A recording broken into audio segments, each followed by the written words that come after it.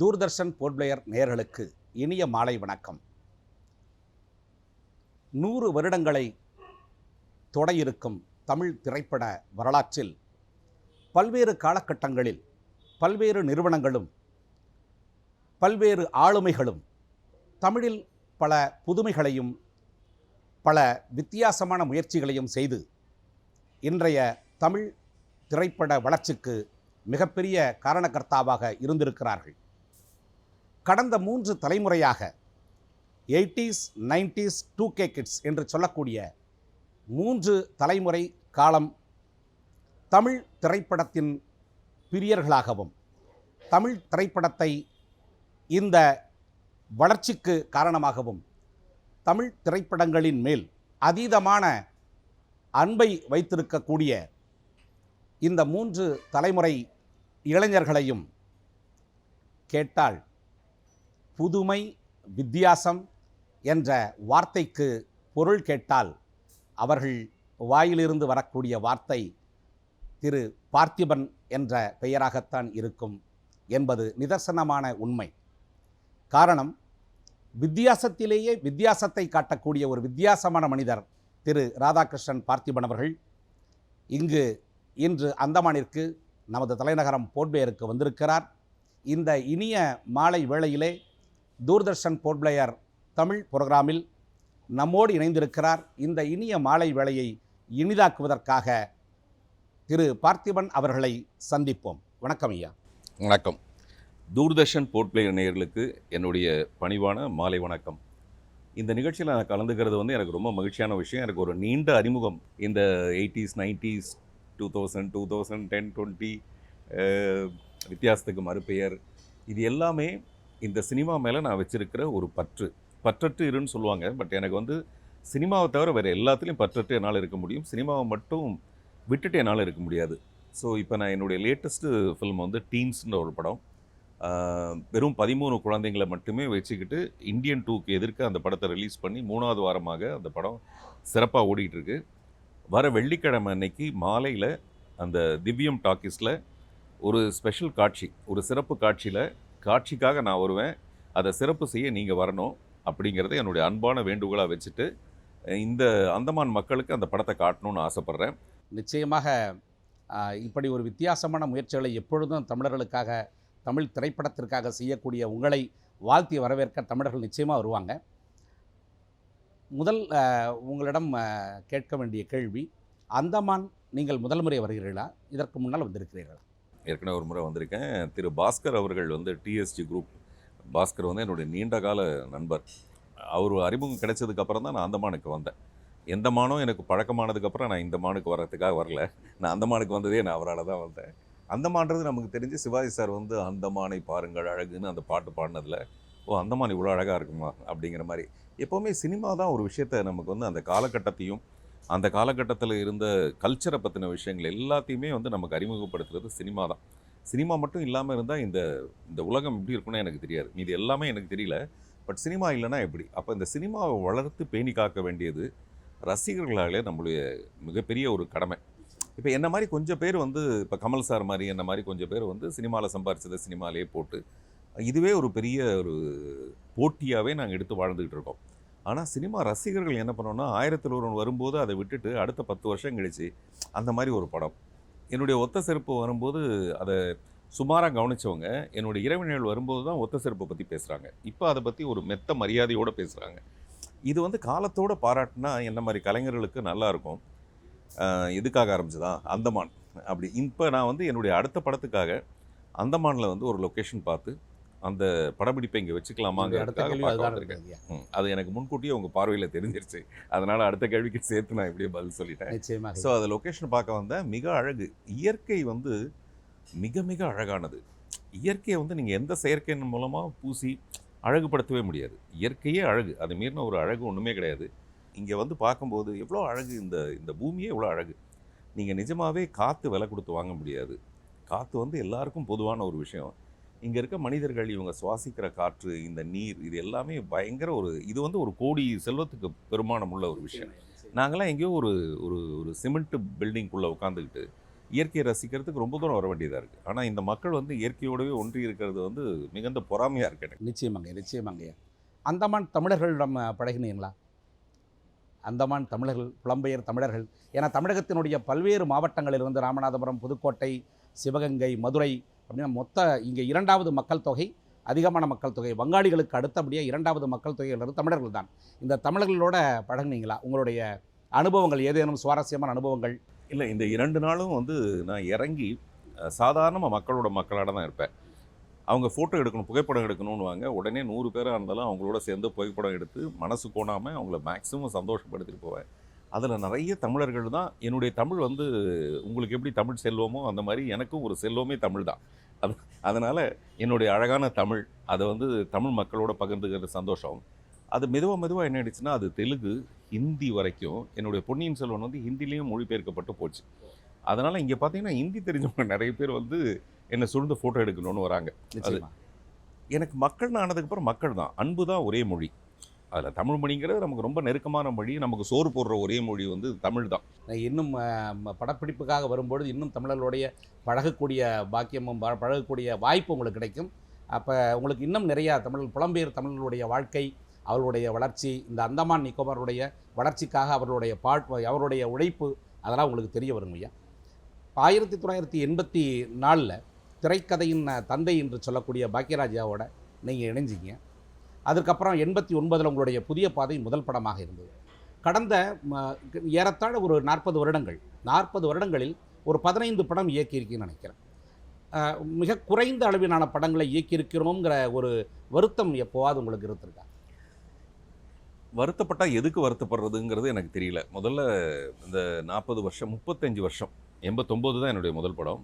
முதல் 2 படங்களை தவிர மீது எல்லாமே என்னுடைய தயாரிப்பு படங்கள். என்னுடைய தயாரிப்புங்கிறது லாபத்துக்காக எடுக்கப்பட்டதே கிடையாது. என்னுடைய சுதந்திரம், ஒரு கலைஞருடைய சுதந்திரத்துக்காக. எப்படி ராஜ் கபூர், குருதத், எம்ஜிஆர் அவர்கள் அந்த மாதிரி நிறைய பேர் வந்து ப்ரொடியூசர் ஆனதுக்கு காரணமே வந்து சம்பாதிக்கிறது கிடையாது. எம்ஜிஆர்லாம் வந்து அவருடைய ப்ரொடக்ஷனில் பண்ண படங்கள் தான் மிகப்பெரிய காஸ்ட்லியான படங்களாக இருக்கும். 10 லட்ச ரூபாய்க்கு தான் அவருடைய வியாபாரம்னு இருக்கும்போது 12 லட்ச ரூபாய்க்கு ஒரு படத்தை தயாரிப்பார். அது உலகம் சுற்று வாலிபனோ, 1000ல் ஒருவனோ, அந்த மாதிரி படங்கள்லாம். ஸோ அதனால் எனக்கு அது ஒரு பயங்கர இன்ஸ்பிரேஷனாக இருந்தது. ஒரு படம் வந்து தோல்வி அடைஞ்சதுன்னா ஒரு 2 வருஷம் ஆகும் நான் மறுபடியும் நடித்து அந்த கடனெல்லாம் அடைச்சி. இது வரைக்கும் எனக்கு 10 பைசா சொத்தாக சேர்த்து வைக்கல. ஆனால் 10 பைசா கடனே கிடையாது எனக்கு. யாருக்கும் நான் கடனை மிச்சமே வைக்க மாட்டேன். அப்போ என்ன ஆகுதுன்னா, அந்த ப்ராசஸில் ஒரு படம் முடியும் போது ஒரு 2 வருஷமாவது அந்த கடனை அடைச்சிட்டு மறுபடியும் நான் ஒரு படம் ஆரம்பிக்கிறது. அந்த காலதாமதம் தான் இந்த 15 படங்கள் 30 வருஷத்தில். பட் நான் 60 படம் நடிச்சிருக்கேன். அந்த 60 படத்தை நடித்த படத்தை வச்சு தான் நான் இந்த 15 படங்களை தயாரிக்கிறதா இருந்தேன். அதனால் இந்த காலதாமதம் நியாயமாகவே இருந்தது. நம்ம எப்போவுமே எனக்கு வந்து குற்ற உணர்ச்சி இருக்கக்கூடாதுன்னு நினைப்பேன். எது செஞ்சாலுமே அதில் குற்ற உணர்ச்சி இருக்கக்கூடாது. அதுதான் இருக்கிறதுலே மிகப்பெரிய ஒரு பனிஷ்மெண்ட்டுன்னா அதுதான். ஏன்னா அந்தமானில் ஜெயிலில் கொண்டு வந்து போடுறத விட பெரிய பனிஷ்மெண்ட் வந்து அந்த குற்ற உணர்ச்சி. அதனால் இது வரைக்கும் நான் பண்ண விஷயங்களை எனக்கு எதுவுமே குற்ற உணர்ச்சி கிடையாது. மன நிறைவு இருக்குது. மன நிறைவு. நான் சம்பாரித்தேன், எங்கேருந்து வந்தது? கீதையில் சொன்ன மாதிரி அது இங்கேருந்து தானே வந்தது. அதனால் என்னுடைய எல்லா மகிழ்ச்சிக்கும் நான் கட்டியிருக்க வாட்சிலிருந்து, போட்டிருக்க சட்டையிலிருந்து எல்லாமே எனக்கு சினிமா கொடுத்தது. சினிமா வழியாக அல்லது இந்த சமூகம் எனக்கு கொடுத்தது. அதனால தான் பார்த்திபன் மனிதநேயம் மன்றம்னு ஆரம்பித்தது வந்து இந்த சமூகத்துக்கு இன்டர்ன் அப்பா அம்மாவுக்கு நான் நல்லது செய்கிற மாதிரி ஏதாவது நல்ல விஷயங்களை அது மூலமாக செய்ய முடியுமாங்கிற. கண்டிப்பாங்கய்யா. நீங்கள் பேசும்போது சொன்னீங்க, கமலையாவுடைய பற்றி சொன்னீங்க. திரு கமலஹாசன் அவர்களும் ஆளவந்தான், மகாநதி நிறைய படங்களை, பரீட்சார்த்தமான படங்களை ஒரு 10 வருடம் 15 வருடம் பின்னால் எடுக்க வேண்டிய படங்களை முன்னரே எடுத்து அந்த படங்கள் தோல்வியை தெரியுது. ஆனால் அதற்கு அப்புறம் காலகட்டத்தில் 10 வருடங்கள் கழித்து 15 வருடம் கழித்து அந்த படங்கள் இன்றும் மிகப்பெரிய அளவில் போற்றப்படுது. அது மாதிரி உங்களுடைய இரவின் நிழல், ஒத்த செருப்பு எல்லாமே இன்றைக்கி 1001 வரை இன்றைக்கி வந்து மிகப்பெரிய அளவில் எல்லா மக்களாலும் பாராட்டப்படுது. அப்போ நீங்களும் கமலஹாசன் ஐயா மாதிரியே ஒரு 10 வருஷம் முன்னாடி அட்வான்ஸ் திங்கிங்கில் போயிட்டுருக்கீங்களோன்னு நினைக்கிறேன். தம்பி ராமையா சார்லாம் என்னை வந்து ஒரு கருப்பு கமலஹாசன் கூப்பிடுவார். அது பயங்கர சந்தோஷமாக இருக்கும். அது ஒரு பெரிய பட்டப்பேர் மாதிரி எனக்கு கமல் சார் அவ்வளோ பிடிக்கும்னா அவ்வளோ பிடிக்கும். அதனால் அந்த மாதிரி ஒரு ஷேடோவில் நம்மளை பேசுனாங்கன்னா கூட அது ஒரு பெருமிதமான சந்தோஷமான ஒரு விஷயமா இருக்கும். அவர் அதே மாதிரி தான். அவர் செய்யாத பரீட்சார்த்த முயற்சிகளே கிடையாது. நான் இப்போ சொன்ன மக்கள் திலகம் எம்ஜிஆரும் முதல் கலர் அவர் தான் பண்ணுறாரு. முதல் சினிமாஸ்கோப் அவர் தான் பண்ணுறாரு. அது எல்லாமே அவரும் அந்த மாதிரி தான். அப்படியான ஒரு ஆனால் என்னென்னா அவர் கதையை தேர்ந்தெடுக்கிறது ஜனரஞ்சகமாக மக்களுக்கு பிடித்த கதையாக தான் எடுத்துக்குவார்.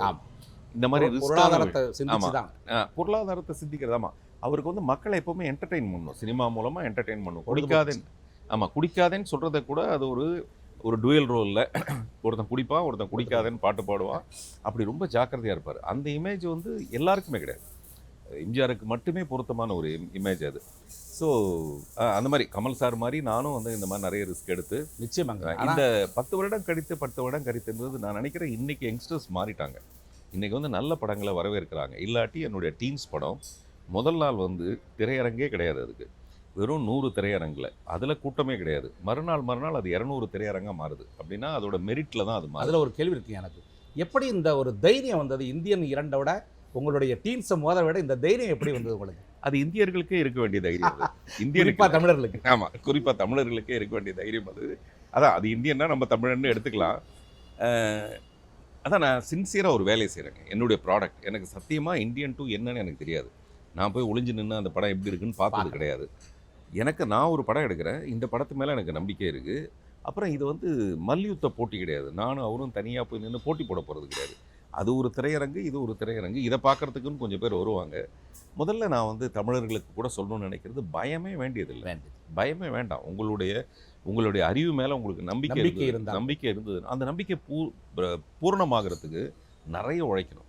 நான் இந்த 18 மாதம் தூங்கவே இல்லை. இவ்வளவு பெரிய உழைப்பு. இந்த படத்தினால என்ன வரப்போகுது எனக்குன்னு தெரியாது. பொருளாதாரமாக என்ன பணம் வந்துடும்ன்றதுக்காக கிடையாது. பட் நமக்கு அந்த ஒரு நெஞ்சுரம் ஒன்று இருக்கட்டுமே. தமிழர்கள்னா நெஞ்சுரம் தானே.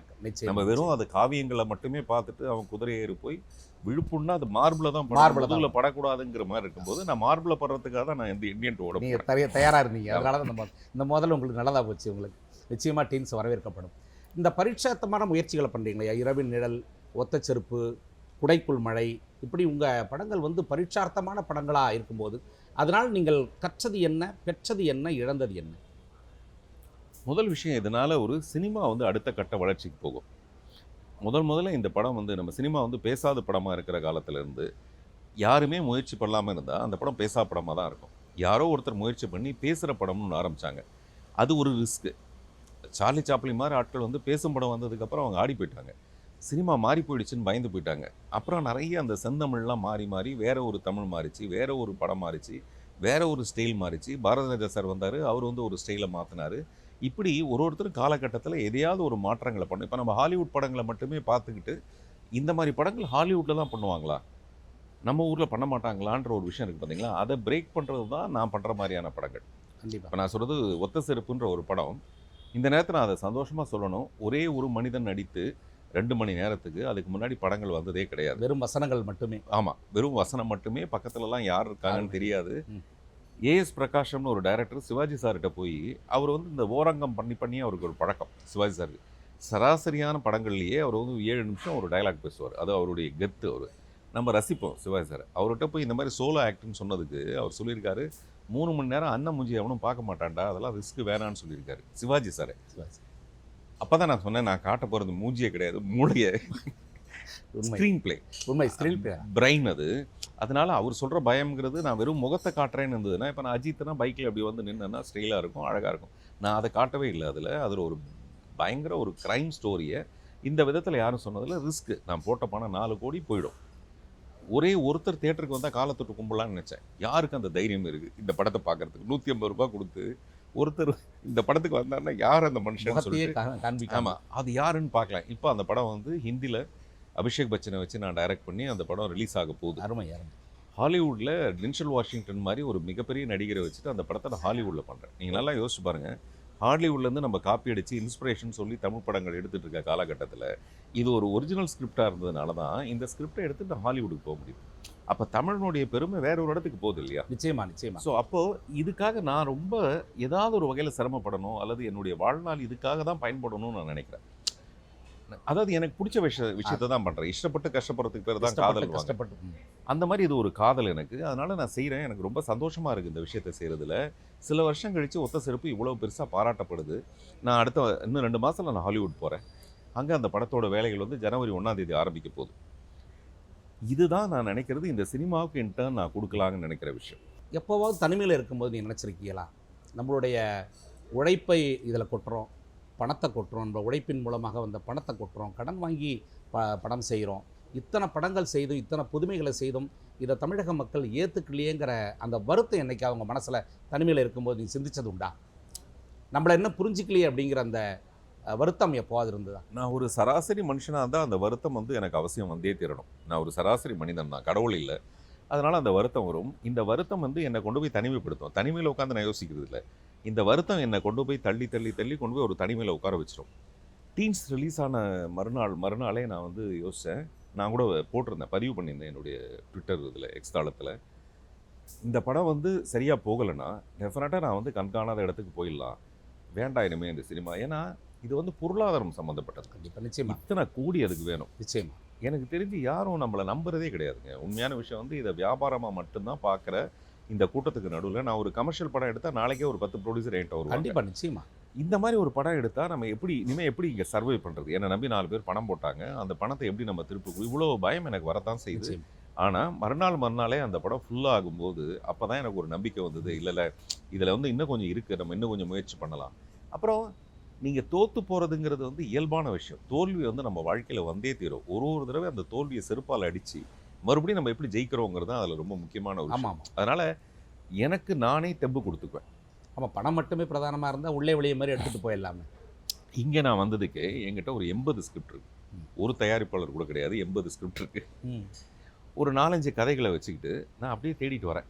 இங்கே வந்து இது ஒரு நல்ல லொக்கேஷன் கிடச்சிதுன்னா அந்த லொக்கேஷனில் இந்த கதை ஃபிட்டினாவதான்னு பார்ப்போம். அதுக்கப்புறம் இங்கே ஏதாவது ஒரு தயாரிப்பாளர் நமக்கு அமைகிறாங்களான்னு பார்ப்போம். எனக்கு எப்போவுமே என்ன வேணும்னா, என்ன மாதிரி நிறைய பெரிய பணக்காரர்கள் இருக்காங்க, அவங்களுக்கெல்லாம் தமிழ் மேலே ஈடுபாடு இருக்குது, சினிமா மேலே ஈடுபாடு இருக்குது. பட் நமக்கும் அவங்களுக்கும் ஒரு பிரிட்ஜ் வேணும், ஒரு பாலம் வேணும். இப்போ அந்த இரவு நிழல் பண்ண என்னுடைய நண்பர்களும், இந்த படம் பண்ணவங்களும், கால்டுவெல் வேல் நம்பி, பாலா சாமிநாதன், பிஞ்சி ஸ்ரீனிவாசன், ரஞ்சித் தண்டபாணின்னு ஒரு 4 பேர் அமெரிக்காவில் இருக்காங்க. நிறைய பணம் சம்பாதிக்கிறாங்க. அவங்களுக்கு சினிமா மேலே பயங்கர ஆர்வம். என்னை வச்சு ஒரு படம் எடுத்தாங்க. அந்த படம் அவங்களுக்கு பெரிய லாபகரமாக இல்லை. மறுபடியும் ஒரு படம் எடுத்தாங்க, அதுவும் மறுபடியும் லாபகரமாக இல்லை. அதுதான் என்னுடைய வருத்தம். அது லாபகரமாக இருந்ததுன்னா இன்னும் 4 படம் எடுப்பாங்க. இன்னும் 4 படம் எடுப்பாங்க. இப்போ நான் வந்து சோர்வடைய மாட்டேன், பட் அவங்க சோர்வடைஞ்சிருவாங்க. நிச்சயமாக.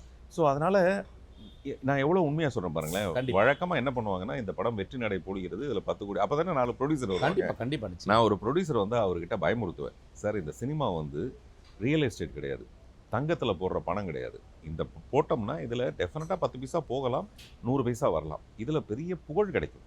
அதனால தான் சாதாரண ரியல் எஸ்டேட் ஓனர்ஸ்லாம் சினிமா ப்ரொடியூஸ் பண்ணுறதுக்கு ரீசனே இதில் கிடைக்கிற புகழ் வேறு எதுலேயுமே கிடைக்காது. ஸோ அப்படி நம்ம 2 பேரும், நான் வந்து ரொம்ப சின்சியரான ஒரு கலைஞன். எனக்கு நான் என்ன படம் பண்ணணும்னு நினைக்கிறேனோ அந்த படத்தை நான் உண்மையான உழைப்போடு பண்ணுறேன். அதனால் நம்ம எனக்கு பணம் வேணும். டெஃபினட்டாக நம்ம 2 பேரும் சேர்ந்து பண்ணோம்னா ஒரு நல்ல படைப்பாக கொடுக்கலாங்கிறது தான் இப்போவும் என்னுடைய எதிர்பார்ப்பு. 2-3 தயாரிப்பாளர்கள் இருக்காங்க. அப்போ இது மூலமாக, இந்த பேட்டியின் மூலமாக அதற்கான வாழ்த்துக்கள். நான் ஒரே கண்டிப்பாக தேடி வருவாங்க. ஆமாங்க, நான் ஒரே ஒரு விஷயம் மட்டும்தான் நான் அவங்களுக்கும் இந்த பேட்டி மூலமாக சொல்ல வருது. என்னென்னா, சினிமாங்கிறது ஒரு பியூட்டிஃபுல் ஆர்ட்.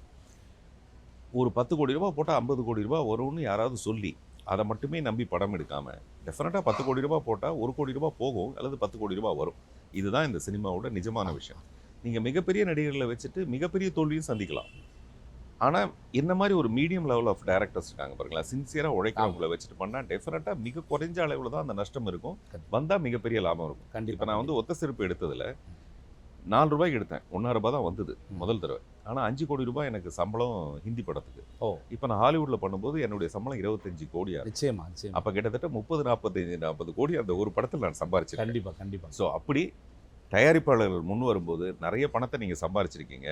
ஆனால் அதில் நல்ல புகழும் சம்பாதிக்கலான்னு ஒரு விருப்பம் வரும்போது அதுக்கு ஒரு சின்சியரான கலைஞன் வேணும். அது ரொம்ப முக்கியம். மார்க்கெட் இருக்கோ இல்லையோ அதை ரொம்ப நேர்மையாக, இல்லாட்டா நான் 35 வருஷம் நான் மார்க்கெட்டில் இருக்க முடியாது. இல்லை, இப்போ கூட என் படம் வெளியாகுதுன்னா அட்லீஸ்ட் ஒரு 4 பேர் ஒரு க்யூவில் நின்றுட்டு இருப்பாங்க. இந்த படம் வித்தியாசமாக இருக்கும். கண்டிப்பாக. அதுதான் நான் இது வரைக்கும் சேர்த்து வச்சுருக்கேன். உங்களுக்கு திரைத்துறையில் அந்த பெயர் எப்பவுமே இருக்குங்க. உங்களுக்கு புதுமை, வித்தியாசம் மட்டுமல்ல, நிச்சயமாக ஒரு கண்டென்ட் இருக்குங்கிற அந்த நம்பிக்கை வந்து தமிழர்களுக்கு எப்பவுமே. தயவுசெய்து எல்லாரும் டீம்ஸை வந்து வருகிற வெள்ளிக்கிழமை நீங்கள் வந்து பாருங்கள். நானும் உங்களோட வந்து அந்த படத்தை பார்த்து நீங்கள் எப்படி ரசிக்கிறீங்கன்னு அதை நான் ரசிக்கிறதுக்காக காத்திருக்கேன். கண்டிப்பாங்கய்யா. முக்கியமான இன்னொரு கேள்வி, இளமையில் மிகவும் வறுமையாக இருந்ததா நிறைய பேட்டியில் சொல்லியிருக்கீங்க நீங்கள். அப்படி வறுமையில் இருந்த பிறகு இன்றைக்கு உழைத்து ஒரு படம், இப்போ நீங்கள் வந்து சொன்னீங்க இல்லையா, ஒரு ஹிந்தியில் ஒரு வாய்ப்பு கிடைக்கும்போது ஒரு 5 கோடி ரூபா வருது. அப்போ அந்த 5 கோடி ரூபாய் உடனடியாக நீங்கள் சேமிப்பு வைக்கணும்.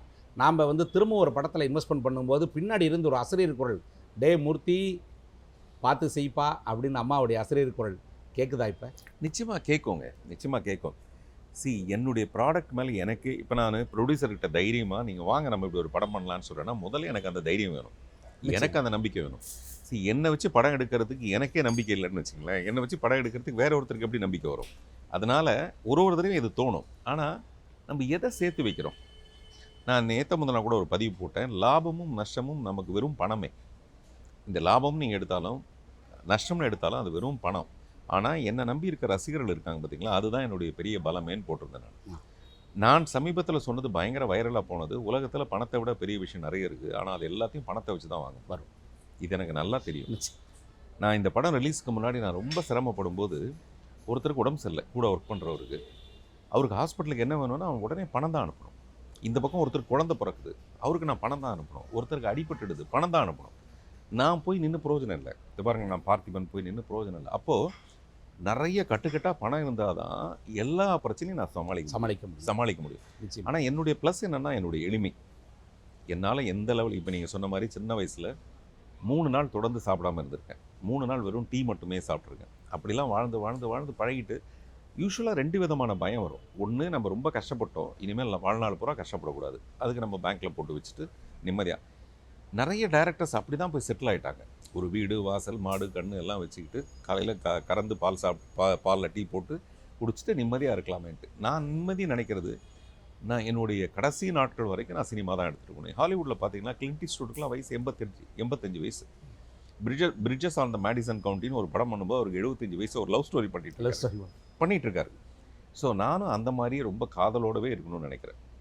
ஒவ்வொரு மேடையிலும், அது விருது மேடையாக இருக்கட்டும், அல்லது ஒரு படத்தினுடைய அறிமுக மேடையாக இருக்கட்டும், பாடல் வெளியீட்டு மேடையாக இருக்கட்டும், அந்த மேடையில் எத்தனை விஐபிகள் இருந்தாலும் பார்த்திபன் அந்த இடத்துக்கு போனோன்னா அந்த மேடையை முழுமையாக ஆக்கிரமிச்சிருங்க. காரணம், தமிழ் உச்சரிப்பு, ஒரு வித்தியாசமான வார்த்தைகள். சமீபத்தில் கூட ஒரு இன்டர்வியூவில் நான் பார்த்தேன். நான் ஒரு மேடையில், ஒரு விருது வழங்கும் மேடையில் நான் உங்களுடைய காணொலியை நான் பார்த்தேன்.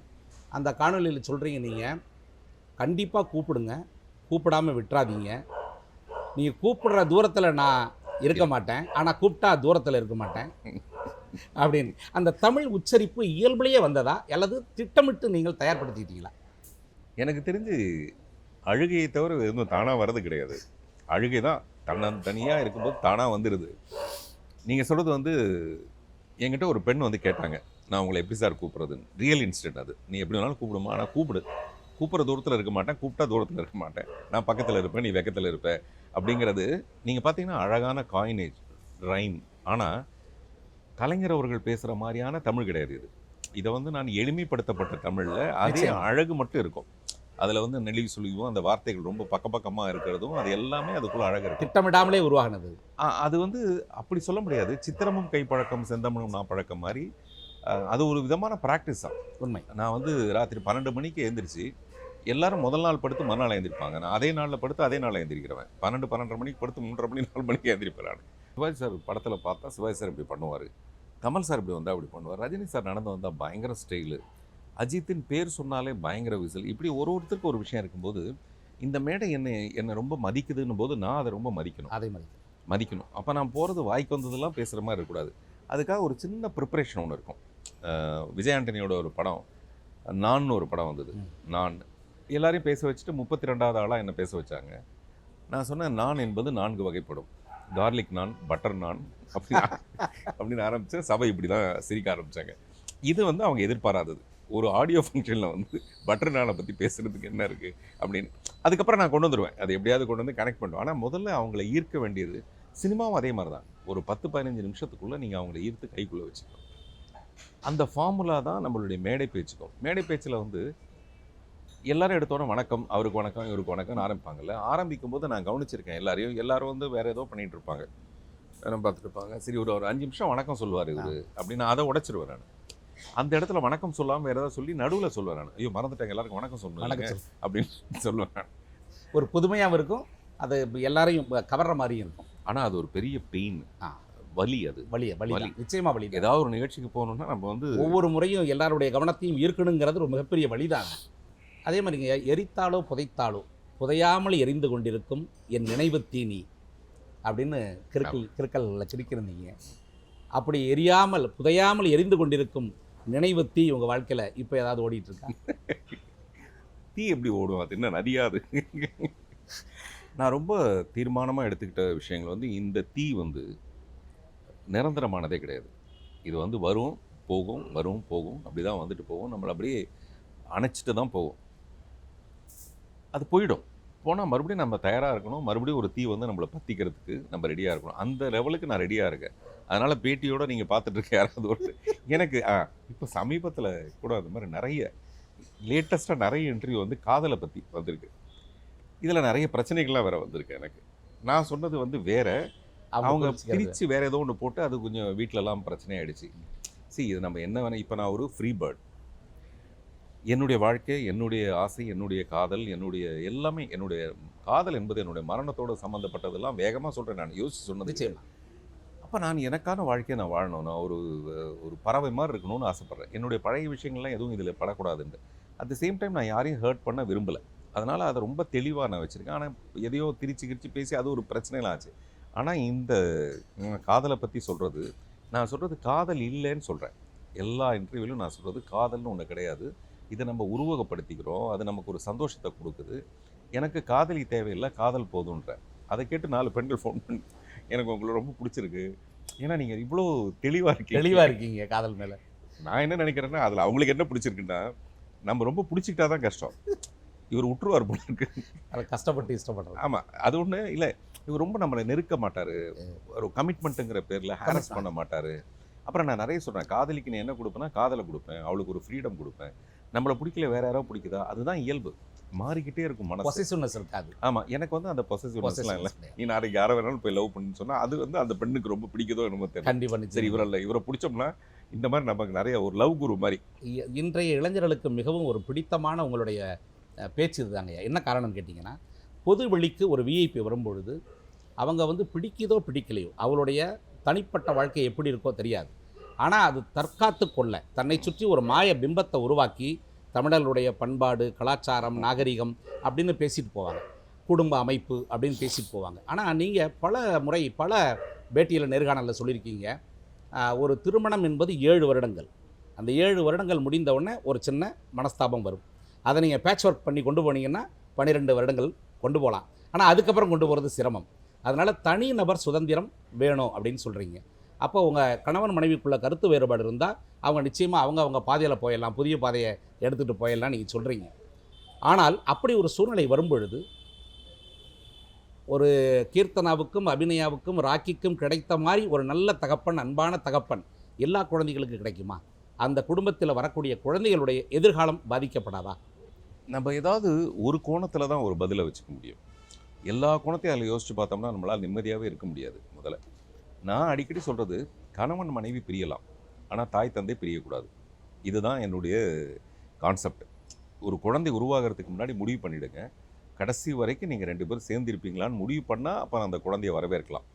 இல்லாட்டி அரசாங்க கட்டுப்பாடு எதையா ஒன்று நம்ம ஃபாலோ பண்ணிக்கலாமே தவிர, இல்லாட்டி அதுக்கு போகக்கூடாதுன்ட்டு. சரி, இப்போ என்ன தோணுதுன்னா, அப்படி ஒரு கமிட்மெண்ட்டுக்குள்ளே வந்துட்டாங்க. ஆனால் குழந்தை பிறந்ததுக்கப்புறம் இப்போ அவங்களுக்கு ஏதோ ஒரு மன நெருக்கடி இருக்குன்னா, அப்போ நம்ம தனிப்பட்ட அந்த பெண்ணையோ அந்த ஆணையோ மட்டுமே முதல்ல கவனிக்க வேண்டியதாக இருக்குது. அப்புறம் இந்த குழந்தைங்களுக்கு கூட என்ன தெரியுதுன்னா, இப்போது இது நிரந்தரம் இல்லைன்னு முதல்ல புரியணும். அப்பா அம்மா 100 வருஷம் சேர்ந்துருந்தாங்கன்னு வச்சுக்கங்களேன், அவங்களுக்கு என்ன தெரியுதுன்னா, அடுத்தடுத்த ஜென்ரேஷன் போது இப்படி தான் சேர்ந்துருப்பாங்களான்னு போனால் முட்டி மோதி செத்துடுறாங்க. ஏன்னா அடுத்த ஜென்ரேஷன் அப்படி கொண்டு போக முடியல. அதனால் நான் இப்போ தீர்மானமாக சொல்ல விரும்புகிறது என்னென்னா, ஒரு பெண் அவள் தனியாக சம்பாதிக்கணும், தனியாக அவள் ஒரு இடத்துல இருக்கணும். அவளுக்குன்னு ஒரு மாளிகை இருக்கணும். அது மாளிகைன்றது நான் சொல்கிறது ஒரு சிங்கிள் பெட்ரூமாக கூட இருக்கலாம். அங்கே அவளுக்கு இசை இருக்கணும், ஒரு பூச்செடி இருக்கணும், கவிதை இருக்கணும், காதல் இருக்கணும். அவளோட யார் வேணாலும் இருக்கலாம். இதுதான் அவளுடைய மனநிலை. நான் சொல்கிறது, நீங்கள் வெறும் கலாச்சாரம், கட்டுப்பாடு இதெல்லாம் சொல்லிட்டு இருந்தீங்கன்னா அடுத்த ஜென்ரேஷனும் அவங்களால வாழவே முடியாது. ஸோ இது எனக்கு புரியும் போது நான் என்ன சொல்கிறேன், இதில் இந்த குழந்தைங்க டெஃபினட்டாக பாதிக்கப்படுறதுங்கிற ஒரு விஷயத்த எனக்கு தெரிஞ்சு எவ்வளோ மோசமான அப்பா அம்மா கூட பிரியும் போது அந்த குழந்தைங்க மேலே மட்டும் பிரியம் அப்படியே வச்சுக்கிறாங்க.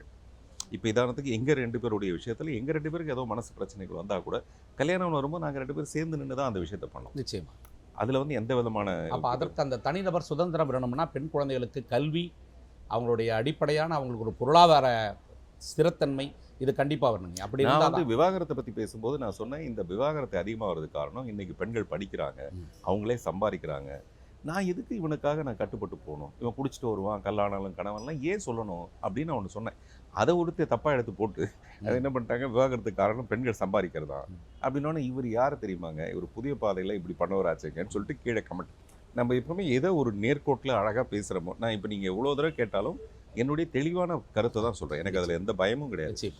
அதையே பதிவு பண்ணாமல் அது வேற ஒன்றா பதிவு பண்ணுறதுனால அது மாறி போய் கொஞ்ச நேரம் அதை எடுத்து வச்சுட்டு பேசிட்டு இருக்காங்க. அதனால தனிப்பட்ட முறையில் விமர்சனங்கள் எதுவும் பாதிச்சிருக்காங்களா? எனக்கு ரொம்ப கஷ்டமாக இருக்குது. எனக்கு என்னன்னா முதல்ல இந்த கெட்ட வார்த்தைகள் பயன்படுத்துறதுங்கிறது வந்து இன்னமும் நம்மளால் தாங்கிக்க முடியாது. தாங்கிக்க மனசு முடியல. கஷ்டமாக இருக்குது. ஏன் இவங்க வந்து அந்த மாதிரி பயன்படுத்துகிறாங்க? சமூக ஊடகங்கள்ல அதுதான் ரொம்ப அதிகமா இருக்கு. நான் ஒரு கருத்து சொல்கிறேன், நீங்கள் ஒரு கருத்து சொல்கிறீங்க. இந்த ரெண்டு கருத்தும் பொது வெளியில் போகும்போது மக்கள் எதை வேணாலும் தேர்ந்தெடுத்துக்கலாம். இப்போ நான் சொல்கிறேன்ல, ஒரு ஆணுக்கு மட்டும் இல்லை, ஒரு பெண்ணுமே அவள் சம்பாதிக்கணும், அவள் தனியாக இருக்கணும், அவளுக்கு தேவையானதெல்லாம் அங்கே பண்ணிக்கணும், அவள் தேர்ந்தெடுக்கணும். இது என்னுடைய கம்பேனியன்.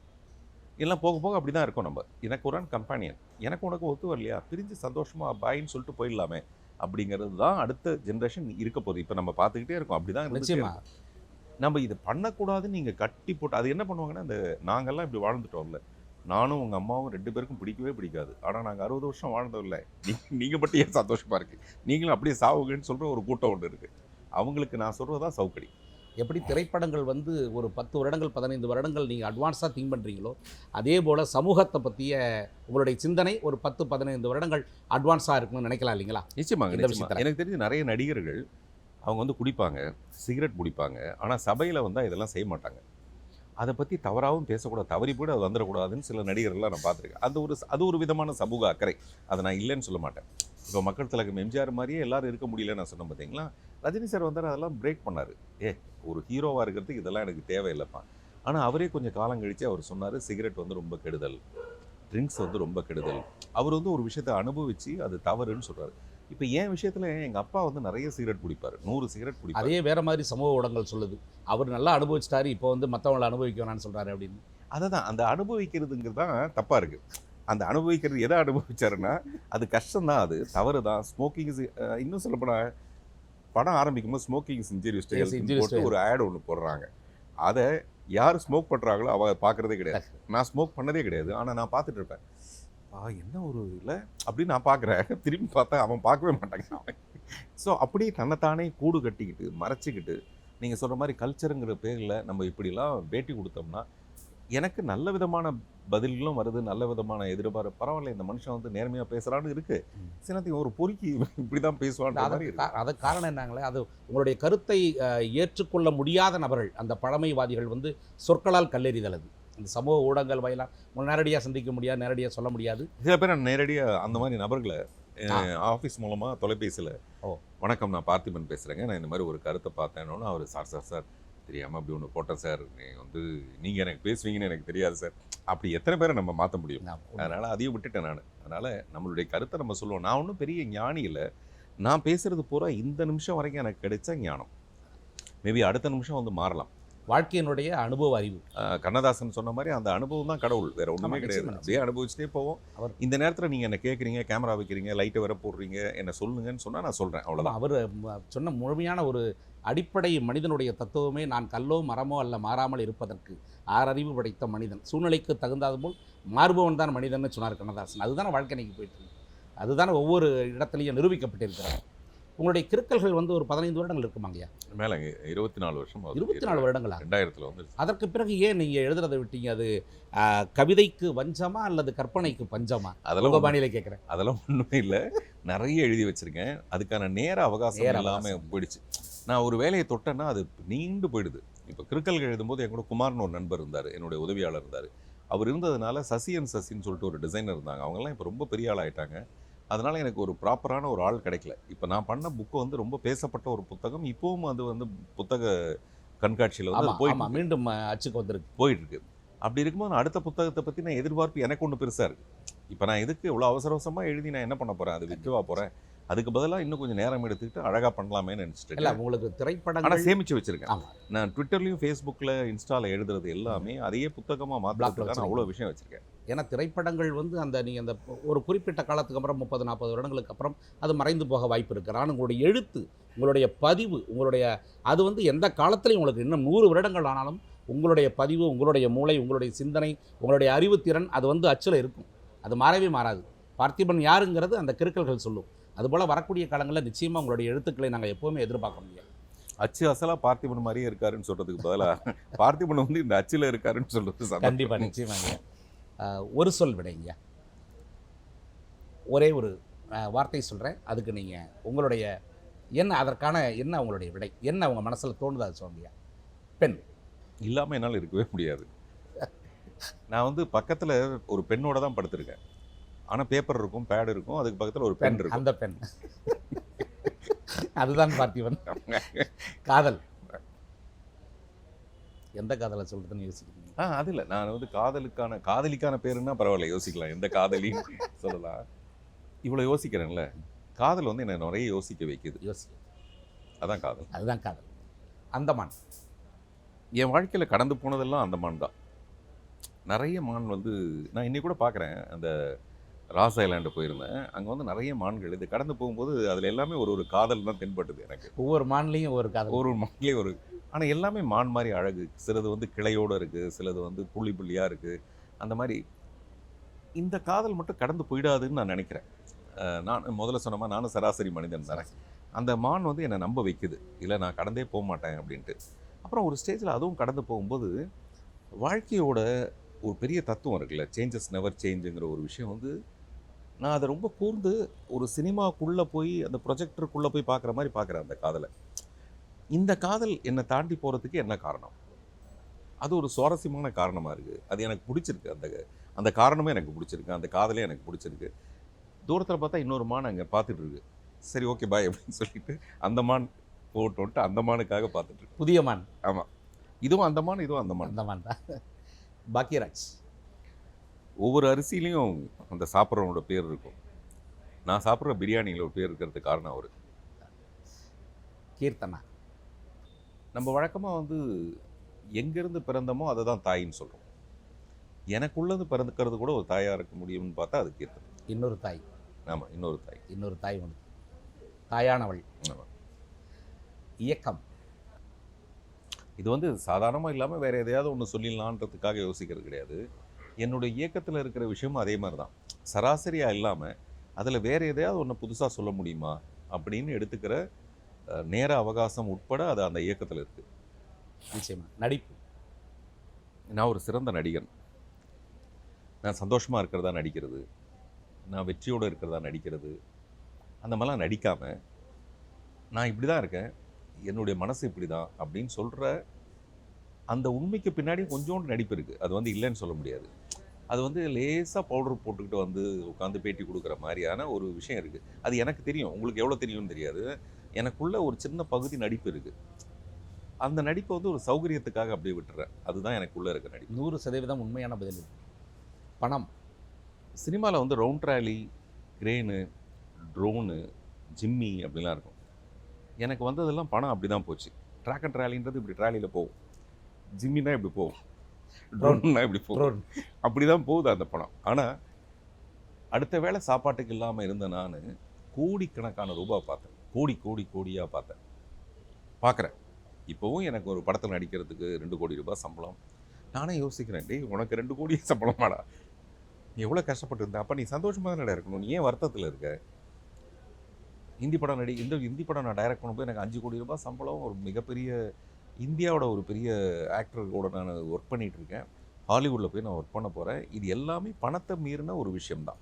அதனால் எனக்கு பெரிய மகிழ்ச்சி. பணம்ங்கிற ஒரு விஷயம் வலைக்குள்ளே நான் மாட்டாமல் இருக்கிறது. ஆனால் இந்த இடம் உங்களுக்கான இடம் இல்லை, உங்களோட இடம் இன்னும் உயரமாக இருக்குங்க. நிச்சயமாக அதற்கான நேரம் வரல. 3 ஃப்ளோர் இன்னும் இருக்குது. கண்டிப்பாக இருக்குது. நிச்சயமாக இல்லை, அதுதான் தமிழர்கள் நிச்சயமாக அவங்கள புரிஞ்சுக்குவாங்க. ஆமாங்க, அதான் அது வந்து நான் என்ன நினைக்கிறேன்னா, எது நம்மளுடைய ரூட்டு. நான் சொன்னேன் வேறு ஏதோ ஒரு பதிலில், நம்ம போக வேண்டிய தூரம் அடையாறாக இருந்ததுன்னா போய் சேர்ந்துடலாம் டக்குன்னு. அதை கூட அடையாறு நிறைய பேர் இருக்காங்க. ஆனால் நான் வந்து போகிற தூரத்தை ரொம்ப பெருசாக்கிக்கிட்டேன். என்னுடைய இலக்கை வந்து நான் அதிகமாக்கிக்கிட்டதுனால அந்த இலக்கை நோக்கி நான் நகர்ந்துக்கிட்டு இருக்கேன். இன்னும் ஓடணும். எனக்கும் ஒரு சோர்வுலாம் வருது. கொஞ்சம் அப்படியே ஹாயாக உட்காந்து, அப்போ கூட என்ன தோணுதுன்னா, ஹாயாக உட்காந்து டைரக்ட் பண்ணலான்னு தோணுது. ஓடி பண்ணாமல் கொஞ்சம் அப்படியே ஹாயாக உட்காந்துட்டு கால் மேலே காலை போட்டுக்கிட்டு ஒரு படம் அப்படியே டைரக்ட் பண்ணால் எப்படி இருக்கும் அப்படின்னு தோணுது. அதனால் எல்லா வசதியுமே இதை நோக்கி தான் இருக்குது, அந்த இலக்கை நோக்கி. இன்னும் சொல்லப்போனால் பல திரைப்படங்கள் எந்த விதமான கண்டென்ட்டு இல்லாமல் அது மிகப்பெரிய வெற்றி படமாக மாறும்பொழுது உங்களுக்கு இன்னும் நிறைய வழி மனசில் வரும். இல்லை, அப்படி வர்றது கிடையாது. ஏன்னா ஒரு வெற்றிக்கும் ஒரு சரியான காரணம் இருக்குது. நான் அப்படி பார்க்குறேன். இப்போ உதாரணத்துக்கு கரகாட்டக்காரன் ரொம்ப வருஷத்துக்கு முன்னாடி வந்த படம். கரகாட்டக்காரனை பற்றி நிறைய மாறுபட்ட விமர்சனம். என்ன அந்த படம் பெரிய படம் 250 நாள் ஓடுறதுக்கு. ஆனால் மக்கள் வந்து முட்டாள் இல்லை. மக்களுக்கு அந்த காலகட்டத்தில் ஏதோ ஒரு என்டர்டைன்மெண்ட் அந்த படத்தில் ரொம்ப பிடிச்சிருக்கும். ஒரே நேரத்தில் 100 பேர் கை தட்டிட்டாங்கன்னா அந்த படம் வந்து 100 கோடி ஆயிடுது. கண்டிப்பாக அந்த மாதிரி தான் எல்லா பெரிய படங்களும். அப்போ நான் அதை கூர்ந்து கவனிக்கிறேன். இந்த வெற்றிக்கு பின்னாடி ஒரு விதமான உழைப்பு இருக்குது. அந்த உழைப்பு நமக்கு தெரியாமல் இருக்கலாம், அல்லது இந்த ஃபார்முலா எனக்கு தெரியாமல் இருக்கலாம். ஆனால் அந்த உழைப்பு போற்றப்பட வேண்டிய ஒரு உழைப்பு தான். அதனால் நான் பார்த்து பொறாமப்படுறது கிடையாது. நான் என்னுடைய ரூட்லேயே போய் அதை பிடிக்க முடியுமான்னு பார்ப்பேன். இதே 100 கோடியை டீன்ஸ் படம் அடையணும்னு பார்க்குறேன். அதுதான் என்னுடைய விஷயம். இது குழந்தைங்க குடும்பத்தோடு பார்க்குற ஒரு சயின்ஸ் ஃபிக்ஷன் ஃபில்ம். இன்னும் 10 வருஷம் கழிச்சு நீங்கள் டெஃபினட்டாக இதை கொண்டாடுவீங்கன்னா, அது இன்னைக்கு கொண்டாடினீங்கன்னா அந்த 100 கோடி கிளப்புக்குள்ளே நான் வந்துடுவேனே அப்படின்னு பார்க்குறேன். உங்களுடைய பெரிய தன்னம்பிக்கை என்ன இருக்குங்க? உங்களுடைய தன்னம்பிக்கை எத்தனை முறை விழுந்தாலும் தோற்றாலும், நீ குடைக்குள் மழையாக இருக்கட்டும், இரவின் நிழலாக இருக்கட்டும், ஒத்தச்சிருப்பாக இருக்கட்டும், இந்த மாதிரி ஒரு பரீட்சார்த்தமான முயற்சிகள் வந்து விழும்பொழுது, அதனால் உங்களுக்கு காயங்களும் வலியும் ஏற்படும் பொழுது கூட கமர்ஷியல் படம் எடுத்துகிட்டு போயிடுவோம் அப்படின்னு அதை உடைச்சிட்டு எக்ஸ்பிரஸாக பர்ஸ்ட் ஆகாமல் மீண்டும் இல்லை என்னுடைய பாதை இதுதான் அப்படின்னு அந்த பாதையை நோக்கி மட்டுமே போயிட்டுருக்கீங்களா? அதுதான் உங்களுடைய தன்னம்பிக்கையும் உங்களுடைய அந்த நிச்சயமாக அதற்கான வாழ்த்துக்களும் அதற்கான வெற்றிகளும் நிச்சயமாக உங்கள் பாதையில் கண்டிப்பாக வருங்கய்யா. புதுமை நான் தான் அப்படின்னு நிறைய பேர் சொல்கிறாங்க. ஆனால் இது தன்னைத்தானே செதுக்கிக்கிற ஒரு சிலையாக செதுக்கிக்கிற ஒரு கல் மாதிரி தான்.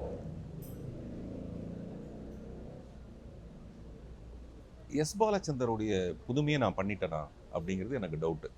பொம்மைன்னு ஒரு படத்தோட டைட்டில் இருக்குது. அந்த புதுமையை நான் பண்ணிட்டேனா, ஷேகுவாரா பண்ணிட்ட புதுமையெல்லாம் நான் பண்ணிட்டேனா, அந்த மாதிரி எனக்கு தோன்றது காலகட்டத்துக்கு முன்னாடி டெக்னிக்கலாக இல்லாதப்போவே அவனுங்க பண்ண அந்த புதுமையை என்னால் இன்னும் பண்ண முடியல. எனக்கு நிறைய டெக்னிக்கல் எக்ஸலன்ஸ் கையில் இருக்குது, இருந்தும் அவங்க முயற்சிகளை நான் இன்னும் பண்ணலை அப்படின்ற ஒரு ஆதங்கம் நீங்கள் சொன்ன மாதிரி வெற்றி அடைஞ்சவங்க கிட்ட இல்லை. இந்த மாதிரி புதுசாக பண்ணாங்க பார்த்தீங்களா, எப்போல்லாம் இது ஆரம்பிச்சதோ அது மேலே எனக்கு இருக்குது. அதுதான் புதுமைன்னு நான் நினைக்கிறேன். தமிழ் இறுதியாக நிறைவாக தமிழ் மேல் உங்கள் காதல். இறுதியாவது நிறைவாவது எல்லாமே தமிழால் தான். என்னுடைய கடைசி மூச்சு வரைக்கும் இந்த தமிழோடு, இந்த தமிழர்களுக்கு என்னைக்காவது ஒரு பெருமை, அந்த பெருமைக்குள்ளே எங்கேயாவது இப்போ நான் அழகாக தமிழ் பேசுவேங்கிறது மாதிரி இந்த தமிழர்களுக்காக உழைக்கிற ஒரு வாய்ப்பு, அது இன்றைக்கி நம்ம என்கிட்ட இருக்கிறது வந்து என்டர்டெயின்மெண்ட்டாக இருக்குது, ஒரு பொழுதுபோக்கான விஷயமா இருக்குது. என்னுடைய ஒரு படம் வந்து ஹாலிவுட்டுக்கு போகுது, ஆஸ்காருக்கு போகுதுன்னா, இப்போ ரஹ்மான் சார் ஆஸ்கார் வாங்கிட்டு வரும்போது நான் வந்து விமான தளத்திலிருந்து நான் பட்டாசு வெடிச்சிட்டு வந்தேன், சின்ன பையன் மாதிரி நான் வெடிச்சிட்டு வந்தேன். அந்த மாதிரி அந்த பெருமை நம்ம தமிழர்கள் எல்லாம் கொண்டாடப்பட வேண்டிய விஷயம். அப்படி இந்த தமிழர்களுடைய வாழ்வுக்குள்ள என்னுடைய இறுதி மூச்சு வரைக்கும் இந்த தமிழுக்காக நான் வந்து ஏதாவது ஒரு சின்ன லெவலில் என்னுடைய உழைப்பு இருக்குன்றதை நான் உறுதியாக சொல்லிக்கிறேன். அந்தமானில் வாழக்கூடிய தமிழ் உறவுகளுக்காக நீங்கள் சொல்ல விரும்பும் செய்தி என்ன?